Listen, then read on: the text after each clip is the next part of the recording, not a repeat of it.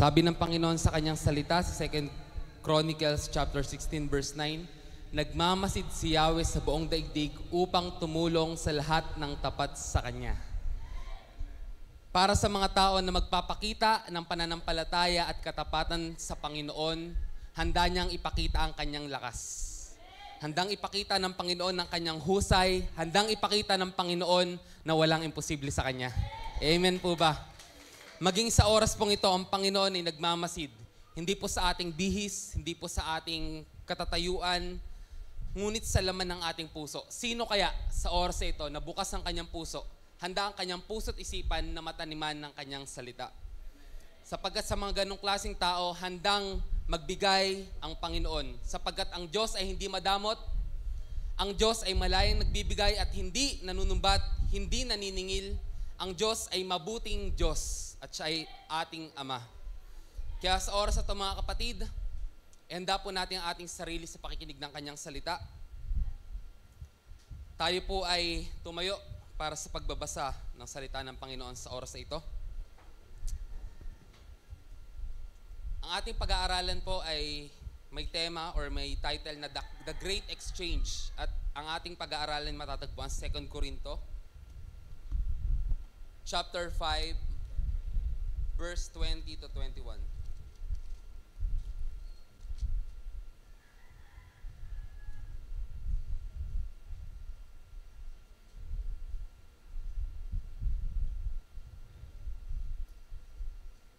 Amen po ba? Nakita na po ba? Amen.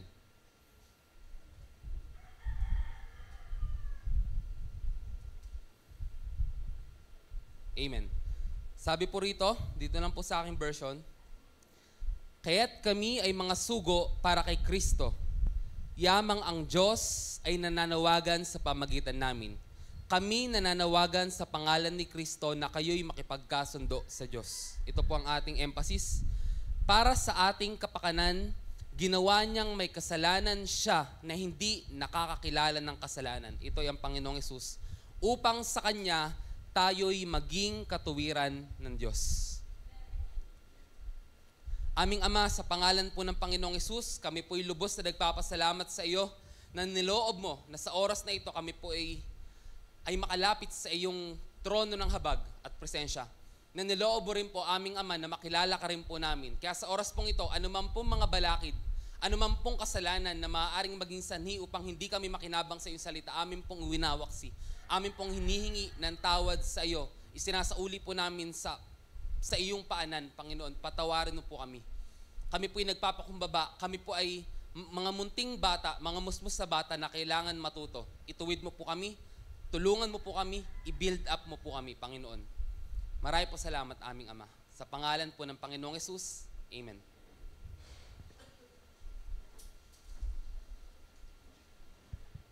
Amen. Yan. Ang ating po pag-aaralan once again ay pinamagatang The Great Exchange. At ito po ay tatalakay sa mga pakinabang ng sakripisyo at kamatayan ng ating Panginoong Hesus. Ano pong sineselebrate natin ngayong linggo? Araw ng Palaspas. Yan. Palm Sunday. No, para sa mga Pilipino, nakaugalian na po talaga yan. No? Nagdadala po tayo ng palaspas. Ito po ay sumisimbolo sa victory ng Panginoong Hesus. Yan po yun. Kaya mapapansin nyo, yung mga kings, yung mga pantas, nung panahon na yun, parang meron silang olive dito, di ba? Pero iba pa yung palaspas. Yun, nag-symbolize siya ng royalty, pero yung palaspas, nag-symbolize siya ng victory ng Panginoong Hesus, no? Sapagkat 2,000 years ago, sa gantong petsa, Sunday, si Jesus ay papunta sa kanyang greatest battle, which is ang Calvary, or ang krus. Yan. Yun yung greatest battle niya na pinagtagumpayan niya. Yun. Kaya hindi lang siya basta makipalaspas ka lang, nagsiselebrate ka. It is more likely humble victory. Ganun yung dating niyan, no? Ngayon, in regards pa rin po sa ating tema ngayong buwan na Passion of the Christ or Sacrifice ng Panginoong Hesus, let us see. Ayun, kala ko wala pa. Ako lang pala wala. Okay, it's fine. Tignan natin po kung ano yung mga pakinabang ng sakripisyo at kamatayan ng Panginoong Hesus. Sa ating pong pag-aaral ngayong linggo, ang ating discussion points or iikutan ng ating pag-aaralan ay patungkol sa impact ng sakripisyo at kamatayan ng Panginoong Hesus. Ano yung impact nito sa ating mga buhay? At ano nga ba yung tinutukoy ng ating title or tema na The Great Exchange? Ano nga ba itong ating naranasan na ito nang tayo'y nag-umpisang manampalataya sa Kanya? Umpisa na po natin agad-agad. Una, ito po ang unang great exchange na nangyari. Before that, meron ba ako may exchange dito? Wala.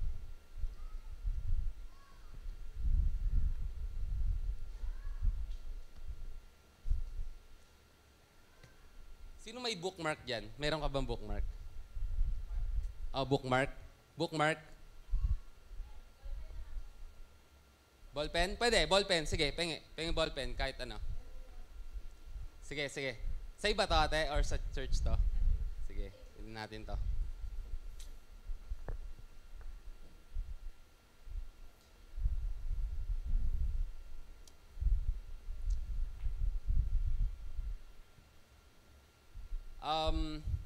Ganito na lang pala. Since si ate nagbigay sa akin ng ano, may offer sana ako eh. Bago ko ibigay ito. May offer sana ako. Pero sige, kailangan ko pa ng isang ballpen. Ito muna yung offer ko. Right? Sino yung mga may ballpen? Ready na kayo? Gagawin natin yung The Great Exchange.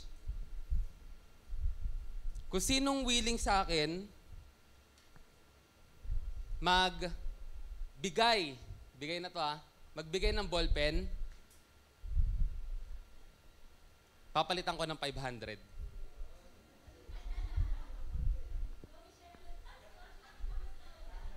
3, 2, 1. Okay. Ito na lang dilaw. Ayun. Mamaya na ate sa GCash na lang. Totoo po yun. Ay, totoo yun. Kaya nagtaka ako bakit pinagbilang nyo pa ako eh. Wala na, yun na yun. Wala na. Action taker si ate. Malayo mararating sa buhay ni ate. Ay, today?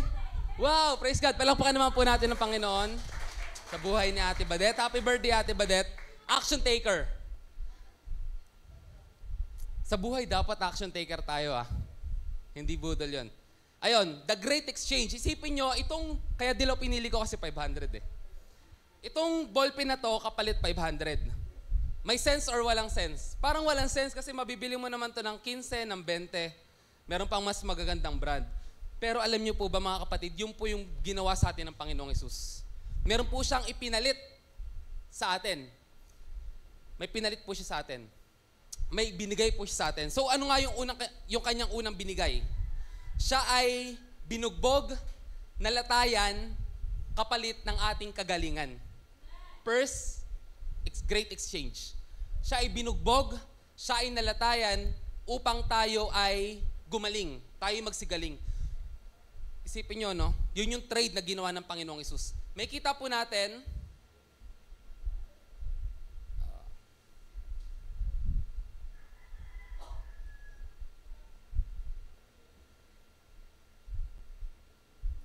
ayan. May kita po natin sa Isaiah chapter 53, verse 4 to 5, tunay ngang inalis niya ang ating mga kahinaan. Pinagaling niya ang ating mga karamdaman, subalit inakala nating iyo'y parusa ng Diyos sa Kanya. Ngunit dahil sa ating mga kasalanan, siya ay nasugatan, siya ay binugbog dahil sa ating kasamaan, tayo ay gumaling dahil sa pahirap na dinanas niya at sa mga hampas na Kanyang tinanggap. Meron po ritong 4 na bagay na binigay sa atin ng Panginoong Hesus dahil sa Kanyang paghihirap at dahil sa Kanyang kamatayan. Una po dyan, yung infirmities and sorrows. He carried our infirmities and sorrows. And yung last two is transgressions and iniquities. Pag sinabi pong infirmities, ito po ay King James Version po, no? Ito po ay ang Hebrew word po nito ay holianu, na ang ibig sabihin ay sickness. So pag sinabing infirmities, ito po ay pumapatungkol talaga sa physical na karamdaman. Alam niyo po ba, marami pong accounts or maraming interpretations dito ng ibig sabihin daw ng verse na Isaiah 53 verse 4 to 5 ay pinagaling tayo sa ating karamdaman ay tumutukoy lamang sa spiritual na karamdaman. Pero malinaw po na ang translation po ng infirmities ay physical sickness. No? So, yun yung una. He carried our infirmities. Pag sinabi rin pong infirmities, ito po yung abnormalities or kakulangan sa isang individual or isang being. No? He also carried our sorrows. Ang translation, ito rin po, ang Hebrew word naman po nito ay omakinobenu. No? Ito po ay papatungkol sa pain, sorrow, or physical pain, or mental pain. He also carries our sorrows, our physical pain, and mental pain. Dahil, again, siya ay napasakitan. No? Dahil sa kanya, tunay nga ang inalis niya ang ating kahinaan, pinagaling niya ang ating mga karamdaman. Sa English, surely He had borne, pag sinabing borne is dinala, our griefs and carried our sorrows. No? Pinasan niya po ito. Ano pa po ang kanyang dinala? So yung una, yung infirmities, patungkol po sa physical na karamdaman. Pinasan niya ito. Yung sorrows, patungkol naman sa mental or emotional na nakapighatian. Ang transgressions naman and iniquities ay mas mabigat. No? Ito po yung something na kahit anong gawin mo, hindi mo siya basta-basta masosolve. Kasi kung may infirmities tayo, let's say karamdaman, punta ka sa doktor, inom ka ng niresetang gamot, pwede ka nang gumaling. Kung may sorrows ka, punta ka sa Sagada, hanapin mo yung sarili, punta ka sa Ikubli, shameless vlogging, para 'di ba, mawala ang iyong kalungkutan or sorrows. Ngunit ang transgression and iniquities ay mas mabigat sapagkat ito po ay pumapatungkol sa spiritual na kakulangan. Pag sinabing transgressions, mga kapatid, ito po ang English po net, ang Tagalog po neto ay pagsalansang. Ito po yung kasalanan na ginawa mo. Ito po yung pagre-rebelde mo sa Diyos. He was pierced. Siya ay sinaktan, siya ay sinaksak, pinasakitan dahil sa ating mga kasalanan. Kasalanan yan, transgressions. He was crushed. Siya ay binugbog. Actually, itong crush, siya ay pinatay. Siya ay pinuksa. Siya ay pinatay dahil sa ating kasamaan. So, dalawa po yung sinolve sa spiritual natin. Kasalanan at ating kasamaan. Ang kasalanan po, ito yung mga nagawa mong kasalanan. Nagmura ka, nangopya ka, nangupit ka. Di ba? Nakapatay. Transgressions yun. Pero iniquities, ito yung old sin na kasama nung pinanganak ka. Ito yung sin of Adam. Ito yung sumpa na nasa iyo na. Yung tendency nating gumawa ng masama. Even that, pinuksan ng Panginoong Hesus. Kung maaalala nyo po nung Sunday, I made a very big statement or maybe sa iba baka vague. Nakakalito na statement. When I said na God is good and that is scary. Alam niyo kung bakit? Para ulitin ko lang. God is good and that is scary because we are not good. God is good and we are not good. Ibig sabihin, pagka humarap tayo sa harapan ng Diyos, hindi tayo tatagal. Bubuwal tayo. Sapagkat ang Diyos ay banal at walang tatagal sa kanyang presensya na hindi banal. Nakukuha nyo na ako? So all those things, sinolve ng pagkabugbog at pagkalatay ng Panginoong Hesus. Nagkaroon ng great exchange. Sige na, anak.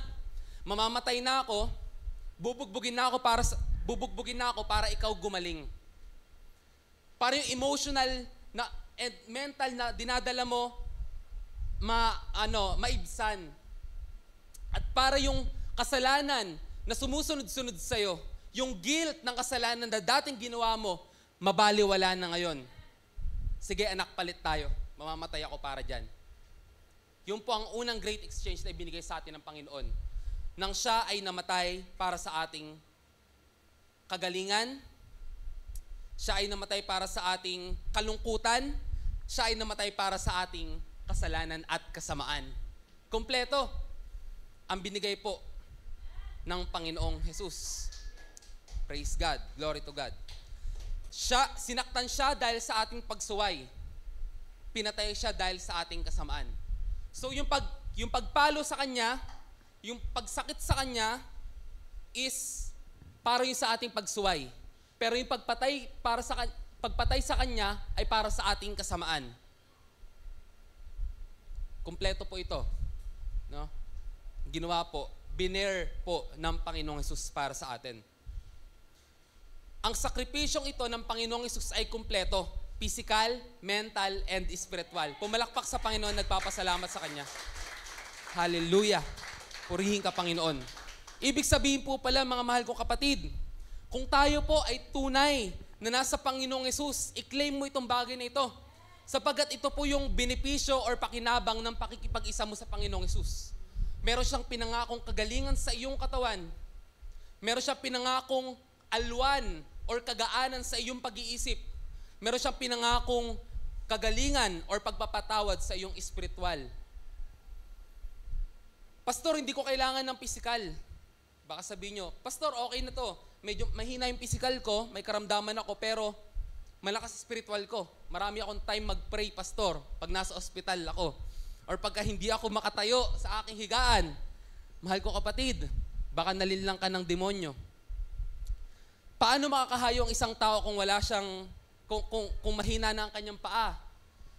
Paano siya makakapanalangin ng isang oras kung meron siyang iniinda sa kanyang likod, sa kanyang katawan?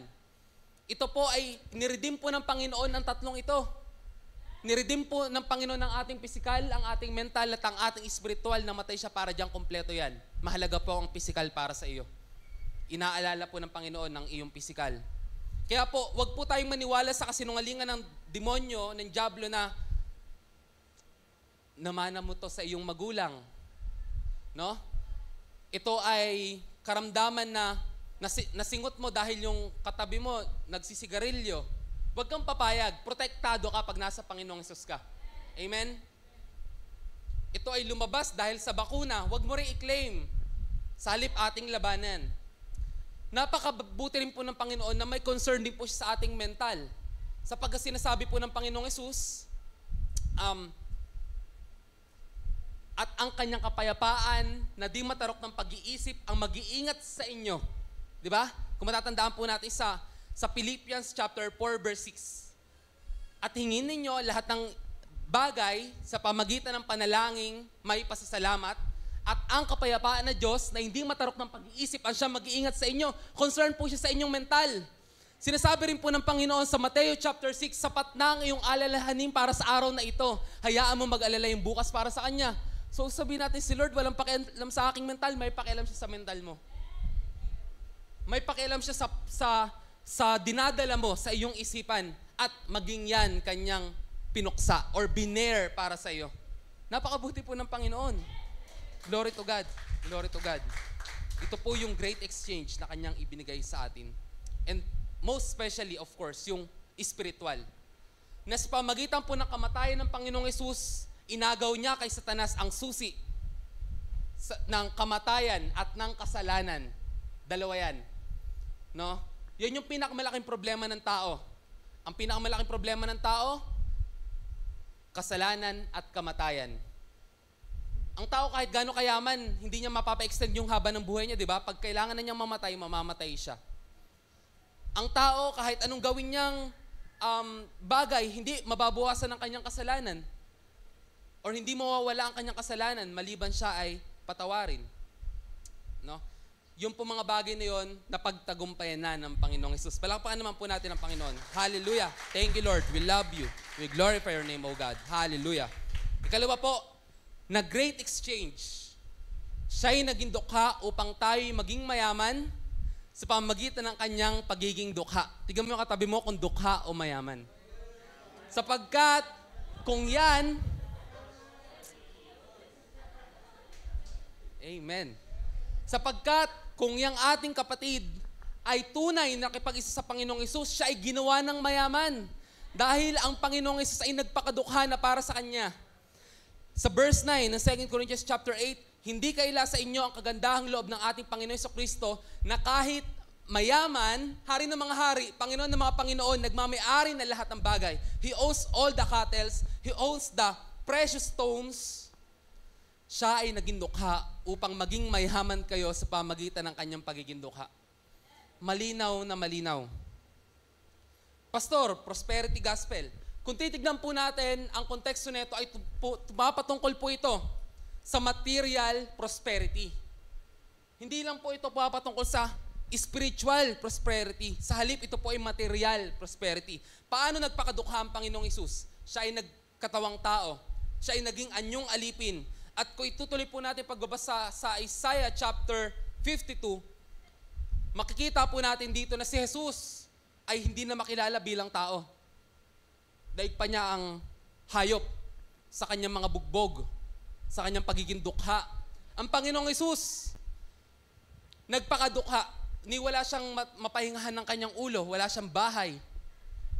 Walang naglilingkod sa kanya na kagaya ng paglilingkod ng mga anghel. Siya ay Panginoon at Hari. No? So ang Panginoong Hesus, i-claim mo na sa buhay mo. Kung hindi mo pa ito napakinggan, uulitin ko, mahal ko kapatid, ang Panginoong Hesus ay nagpakadukha upang kayo'y maging mayaman sa pamagitan ng kanyang karukaan.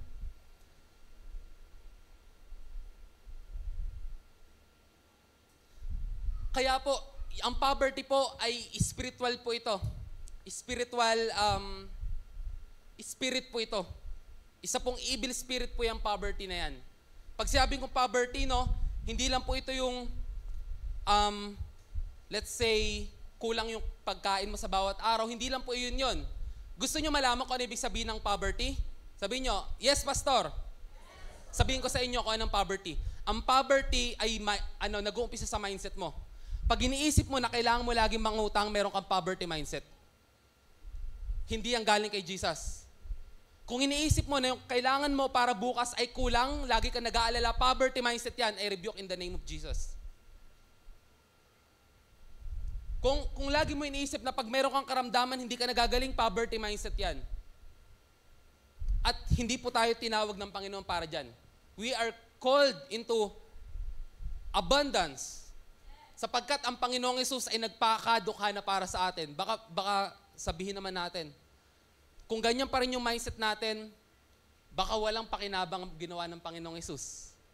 It's either totoo ang sinasabi niya o hindi totoo. Kung totoo to, bakit walang epekto sa atin?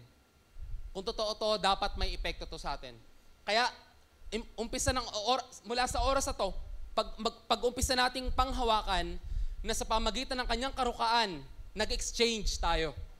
Ang Panginoong Hesus nagpakadukha, nagbihis alipin, nagkatawang tao, naging mortal. Hindi nabuhay ng may karangyaan upang tayo'y sumagana. Claim nyo na to. Claim nyo na to. Amen po ba? Amen. Claim nyo na ito. Sapagkat pangako po ito ng Panginoong Hesus. Through Jesus' poverty, we are made rich. By this context, it is material prosperity. Kung babasahin niyo po yan, patungkol po yan sa pagbibigay. Na ito po mga Corinthians, sabi dito ni Pablo, ituloy niyo yung pagbibigay niyo sa mga taga-Jerusalem. Sa pamagitan ng karukaan ng Panginoong Hesus, kayo'y naging mayaman. No? By context, material prosperity po ito. We are able to live in prosperity because Jesus, though rich, became poor so that we become rich. Amen? Before that, I have a testimony. Nung galing po kami sa Baguio, nung kinasandayan po niyan, February 15, yan po yung last event nun sa Baguio. 17, yan po yung time na umuwi kami. So, sa 19, I believe, or 18, Sunday service yan. So, February 18 or 19 ng hapon, nag-conduct si Pastor Tom dito ng Healing and Deliverance Seminar. Yun yung first session niya. Nabanggit niya doon yung patungkol sa healing and prosperity. Itong verse na to. After neto, pinanghawakan ko ito. binabanggit namin ni Michelle sa isa't isa. No? Nagpakado ka na si Jesus upang tayo yumaman. Binabanggit namin yan paulit-ulit. Binabanggit namin yan ng paulit-ulit with a goal in my mind. Because habang papauwi kami sa Baguio, nagsulat ako ng goal ko. Meron akong 12 weeks goal or 3-month goal for my financial and other sa career and physical goals and spiritual. So sinulat ko yung mga goal ko. Isa doon yung financial. Marami na akong mga na-sharean na mga rito. Kasama sa Purity Team and ibang mga leaders. Mga mahal ko kapatid, ito yung testimony ko. After namin i-claim yun, Tuesday, that same week, bumugso yung dating ng mga clients. And I would say na sa buong taon, yun yung pinaka-busy kong 2 weeks ng 2025 or even 2024. Kasi tuloy-tuloy yung dating ng client. Like tuloy-tuloy. No?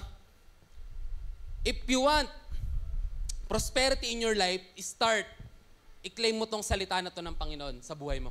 Sa pamagitan ng karukahan ng Panginoong Hesus, ako'y pinasagana. Amen po ba? Palakpakan naman po natin ng Panginoong Hesus. By the way, hindi ko pa nasabi. So, nag-goal ako, no? So, specific amount, financial goal. Ang time ko is 12 weeks or 3 months, na-achieve ko siya within 15 days. Glory to God. Glory to God.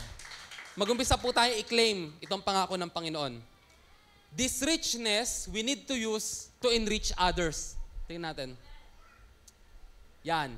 Itong richness na to, this richness, we need to use to enrich others. Habang magkasama kami ni Pastor Benny, kasi hinatid ko siya sa Muson, so magkasama kami, drive. Nagtanong-tanong ako sa kanya, isa sa nabanggit niya doon, wag nating akalain na yung kayamanan or yung kayamanan na binigay ng Panginoon sa atin ay para sa atin lang. Malinaw niyang sinabi. Ibinigay sa atin yun ng Panginoon para ibigay din natin sa iba. Maging channel tayo ng blessing. So kung ang magiging mindset natin is from kam-kam, akin, to bigay, or from limited mindset to abundant mindset, or poverty mindset to rich mindset, mag-uumpisa ang pagpalain ng Panginoon. Sapagkat sabi rin sa Santiago, humingi kayo ng bagay at hindi kayo tumatanggap sapagkat mali yung motibo nyo. So pag nag-umpisa tayong, yung mindset natin is, Panginoon, magtatapat po ako sa'yo, yung pagpapala na gagawin mo sa akin, maliit pa lang po natatanggap ko ngayon, pero mag-uumpisa na akong i-bless ang ibang tao, ibibigay yun sa atin ng Panginoon. Amen po ba? Palakpakan naman po natin ang Panginoon. Hallelujah. Praise God. Punta po tayo sa ikatlo. Siya'y namatay at muling nabuhay upang tayo rin ay magkaroon ng bagong buhay. Ito yung ikatlong exchange na binigay sa atin ng Panginoong Hesus. Namatay siya para tayo mabuhay. Namatay siya para tayo mabuhay. Sa Romans chapter 6 verse 4 to 8, sa makatwid tayo namatay na at nailibing na kasama niya sa pamagitan ng bautismo upang kung paano siya binuhay muli sa pamagitan ng dakilang kapangyarihan ng Diyos Ama, tayo rin ay magkaroon ng panibagong buhay. Sapagkat kung nakasama tayo ni Kristo sa isang kamatayan tulad ng kanyang kamatayan, tiyak na tayo ay makakasama rin sa muling pagkabuhay na katulad ng kanyang muling pagkabuhay. Ipinalit ni Jesus, tayo sa slide, ipinalit ni Jesus ang buhay na meron siya sa kamatayang nasa atin. Anong mas desirable, mga mahal ko kapatid? Example lang to.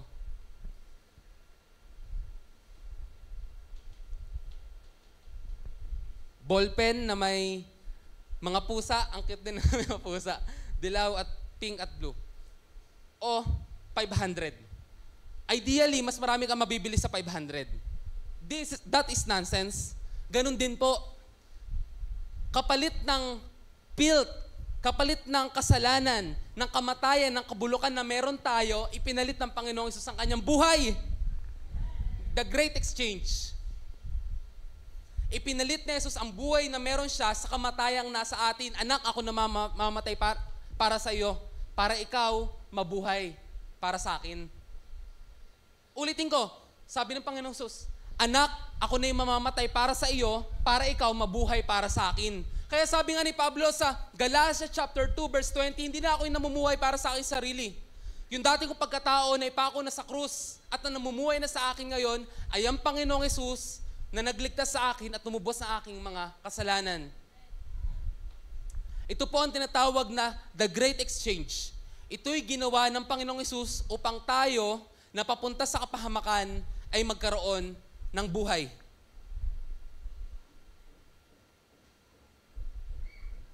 Sa Romans chapter 4 verse 25, siya'y ipinapapatay dahil sa ating mga kasalanan at muling binuhay upang tayo'y mapawalang sala. Ulitin ko, siya'y ipinapatay dahil sa ating mga kasalanan at muling binuhay upang tayo'y mapawalang sala. Napakalinaw po neto. Namatay ang Panginoong Hesus para sa ating kasalanan, muli siyang nabuhay para tayo'y maging matuwid. Wow! Are you with me?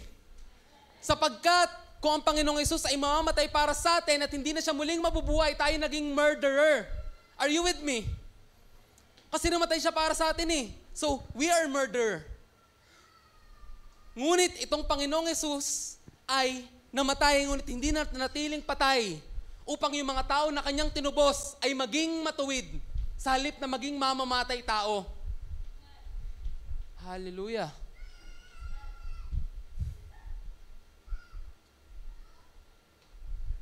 Kumpleto ang exchange na binigay sa atin ng Panginoong Hesus. At siya lang po ang maaaring gumawa nun para sa atin. Wala nang iba pa.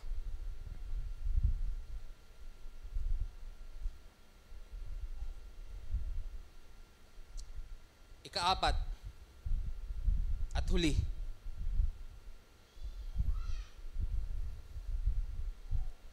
Itinuring siyang makasalanan upang tayo ay ituring na matuwid. Ito na nga po, muli siyang nabuhay upang tayo ay maging matuwid. Sa 2 Corinto chapter 5 verse 21, hindi nagkasala si Kristo, ngunit alang-alang sa atin, siya'y tinuring na makasalanan upang sa pakikipag-isa natin sa Kanya ay maging matuwid tayo sa harapan ng Diyos. Si Jesus ay pure. Si Jesus ay malinis. Si Jesus ay walang bahid ng kasalanan. Ngunit itinuring siyang makasalanan upang tayo ay maging matuwid. Alam niyo po mga mahal kong kapatid, alalahanin naman po natin yung Kwaresma or mahal na araw. Mapapanood na naman natin yung The Passion of the Christ or the Bible. Makikita po natin ang Panginoong Hesus sa krus or magkakaroon na naman siguro ng mga sinakulo. Tuwing makikita po natin ang cross, alalahanin po natin ang dalawang bagay. Ilang bagay? Dalawa. Pag sinasabi po ang krus, lagi po nababanggit ay pag-ibig ng Diyos. Yan po ang harapan ng krus. Pinapakita po ang pag-ibig ng Diyos. Yan po ay nasa taas ng bundok upang makita ng lahat. Kagaya po ng isang syudad sa ibabaw ng bundok, kita ng lahat. Ngunit ang krus ay may likuran pa. Ang likuran ng krus, puot ng Diyos. Ano ulit ang likod ng krus? Puot ng Diyos. Na sa oras na iyon, hindi lang pinakita ng Diyos ang kanyang pag-ibig, pinakita rin niya yung puot. Sapagkat nung oras na iyon, ang Panginoong Hesus, bagaman at wala siyang kasalanan, ibininbin sa kanya yung kasalanan ng sanlibutan. Opo, kasalanan mo at kasalanan ko. Kasalanan ginawa mo na at gagawin mo pa lang. Kasalanan ng lahat ng tao. Once and for all, ibinuhos sa kanya. Ito yung lagi kong sinasabi. Isipin mo sa oras na to, yung bagay na pinakaayaw na ayaw mo. Yung lugar na ayaw mong mapuntahan, or yung bagay na ayaw mong madikit sa'yo. Ano? Etchas? Imbornal? Ano? Ano na? Imaginein mo kung gaano kalala. Yan yung una. Ito ikalawa. Isipin mo, magkakaroon ka ng anak, tas ilulublob doon.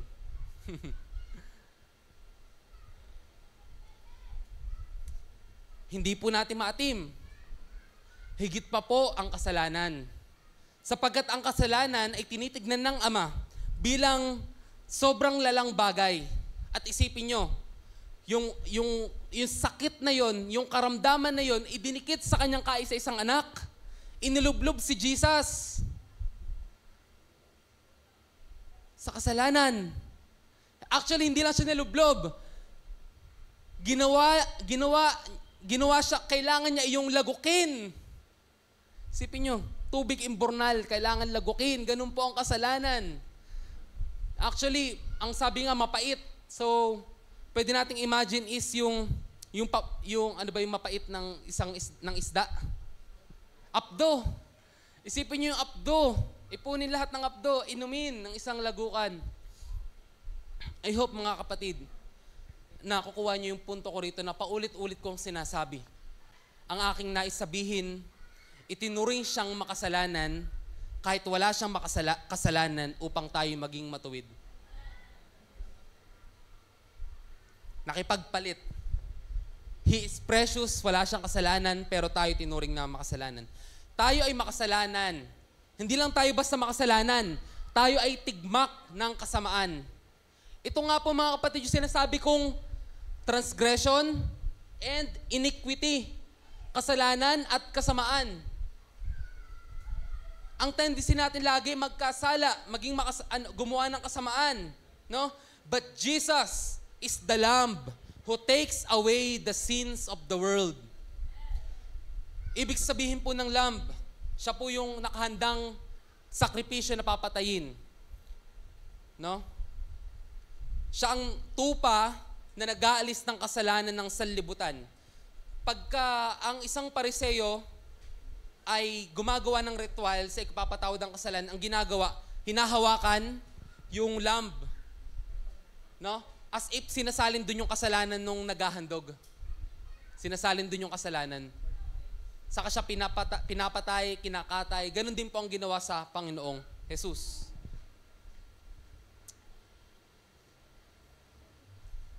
Dakila ang bunga at pakinabang ng sakripisyo ng Panginoong Jesus. Ngunit ito'y makakamit lamang natin kung tayo'y sasampalataya sa Kanya. Okay lang ba ate, buksan natin sa Romans chapter 3, verse 22 to 26. Okay lang po ba mga kapatid, samahan niyo ako magbasa nito? Sa Roma chapter 3, 22 to 26.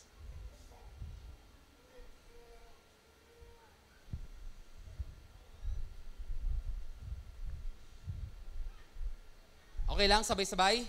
22 hanggang 26. Sabayang basa. Ready? Read.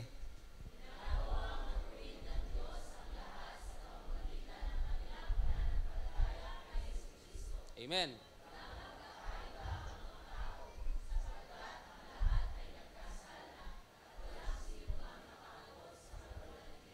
Amen.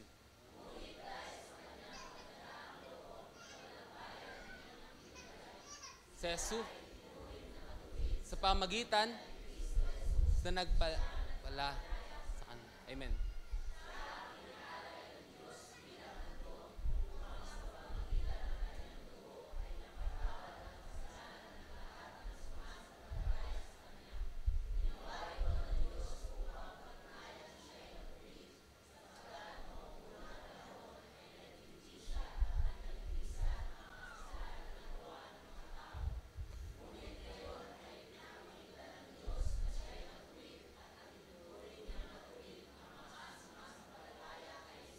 Paano raw may turing na matuwid?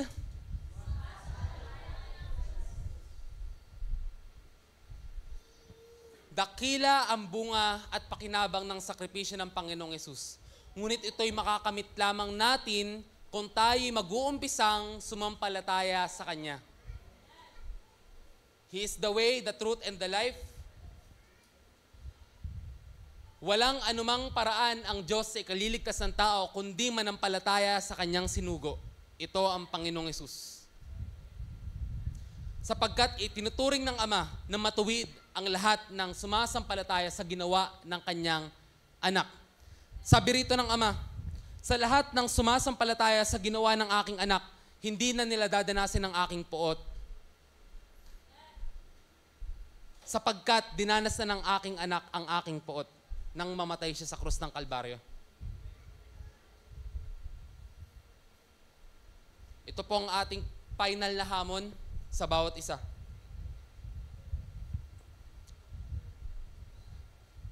Okay lang po ba? Basahin po natin sabay-sabay. Ready? Read.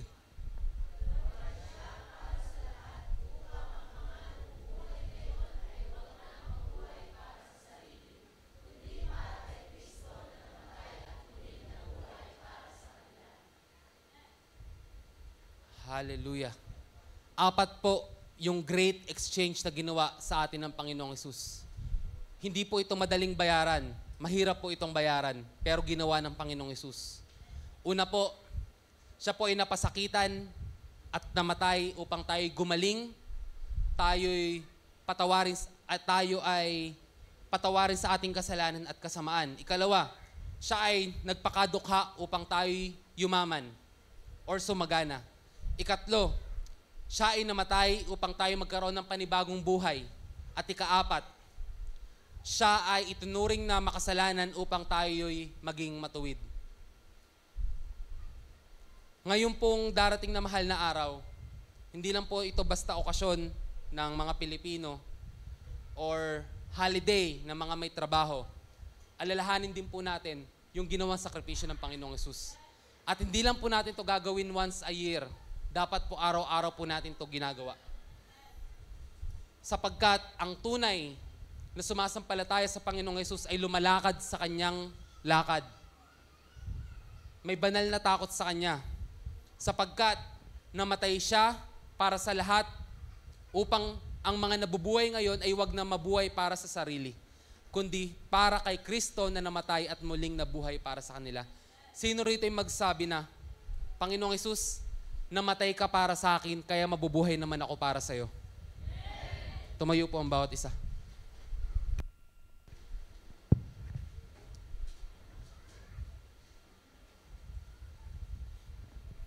Ang layunin po ng ating pag-aaral ay muli, panahon ng pagkilala sa Panginoong Hesus.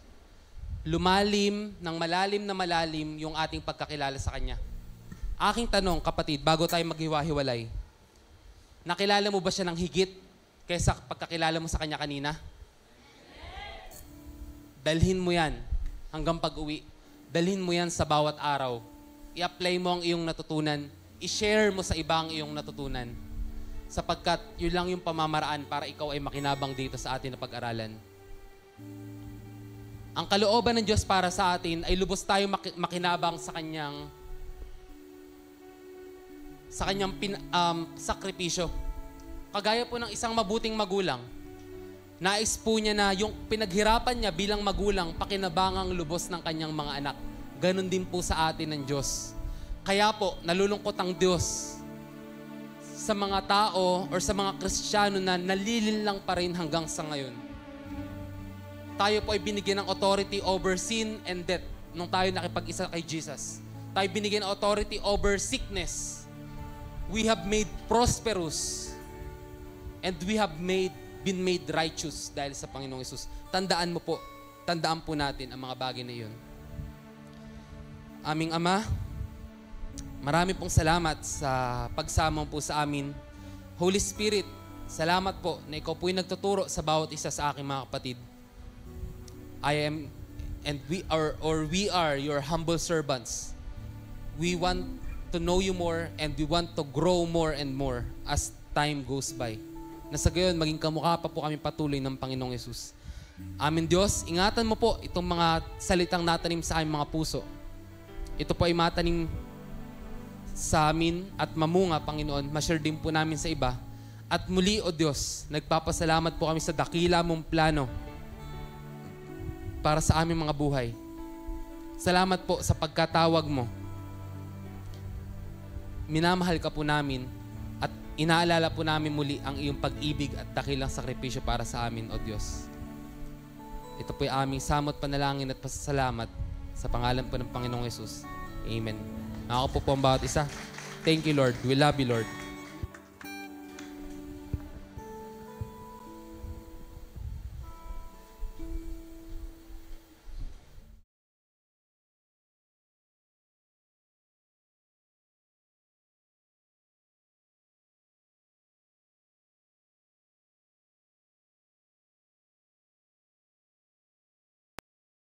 Narinig mo na ba? Narinig mo na ba? Narinig mo na ba? Narinig mo na ba na ang Diyos ay magbubuhos ng masaganang pagpapala? Tumanggap ng kaligtasan, kalayaan, kapahingahan at kapayapaan, kagalingan at katugunan sa lahat ng ating mga pangangailangan. Ang Jesus Christ, our Deliverer Christian Fellowship, ay nakahandang maging daluyan ng masaganang pagpapala para sa iyo. Samahan niyo po kami sa gawain ng Panginoon. Maaabot ka kahit sa loob ng iyong tahanan through our different online platforms. You are invited! Come, join us! Halina, tara! At ihandog ang ating mga pasasalamat, pagpupuri at pagsamba sa ating Diyos na buhay. Be online and be blessed! Be online and be blessed! Be online and be blessed!